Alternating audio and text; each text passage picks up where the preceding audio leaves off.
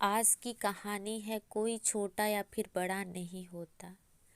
एक छोटे से कस्बे में शंभू नामक शिल्पकार रहता था। वह पहाड़ों से बड़े बड़े पत्थर तोड़कर लाता और उसे आकार देकर मूर्तियां बनाता।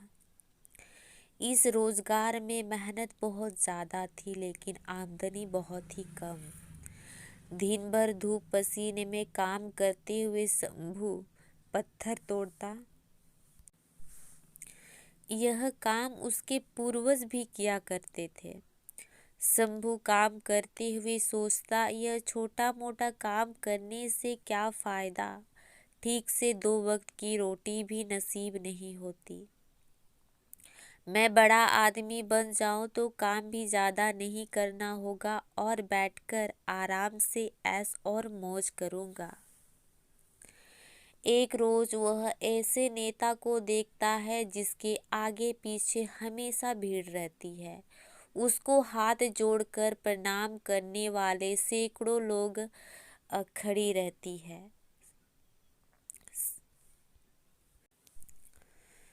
शंभू ने नेता बनने की ठान ली। कुछ दिनों में वह नेता बन गया। नेता बनने के बाद जब वह एक रैली कर रहा था, धूप काफी तीव्र थी। धूप की गर्मी वह सहन नहीं कर पाया और वह बेहोश होकर वहीं गिर गया। होश आने पर उसने पाया वह बिस्तर पर लेटा हुआ है। बिस्तर पर लेटे लेटे वह सोचने लगा कि नेता से बलवान वह सूर्य है, जिसकी गर्मी कोई सहन नहीं कर पाता। मुझे अब सूर्य बनना है। कुछ दिनों बाद वह सूर्य भी बन गया। शंभू अब गर्व से चमकता रहता और भीषण गर्मी उत्पन्न करता रहता। तभी उसने देखा एक मजदूर खेत में आराम से काम कर रहा है। उसने गर्मी और बढ़ाई, मगर मजदूर पर कोई फर्क नहीं पड़ा। विचार किया तो उसे मालूम हुआ ठंडी ठंडी हवा पृथ्वी पर वहीं बह रही है।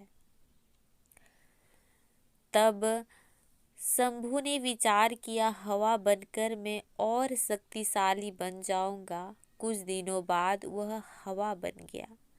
हवा बनकर वह इतराता इठलाता इधर उधर घूमने लगता। अचानक उसके सामने विकराल पर्वत आ गया। उसके पार वह नहीं जा सका। तब उसने सोचा, मैं इससे भी बड़ा पर्वत बनकर रहूंगा। कुछ समय बाद वह विशालकाय पर्वत बन गया। अब उसे अपने आकार और शक्तिशाली होने का घमंड हो गया। कुछ दिनों बाद उसे छेनी हथौड़े की आवाज़ परेशान करने लगी। वह काफ़ी परेशान हो गया। उसकी आवाज़ इतनी कर्कश थी कि उसके शरीर को तोड़े जा रही थी।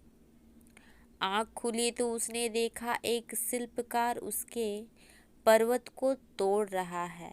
लेकिन अब वह मजदूर नहीं बनना चाहता था। वह काफ़ी परेशान था। नींद खुली तो उसने आईने में पाया वह जो विशाल पर्वत को भी तोड़ने का साहस रखता है, वह तो स्वयं वही है। इस स्टोरी से हमें यही सीख मिलती है, कोई भी काम छोटा या बड़ा नहीं होता। सभी के कार्य अपने अपने हैं। किसी भी कार्य को करने में हिचकिचाना नहीं चाहिए, बल्कि गर्व अनुभव करना चाहिए।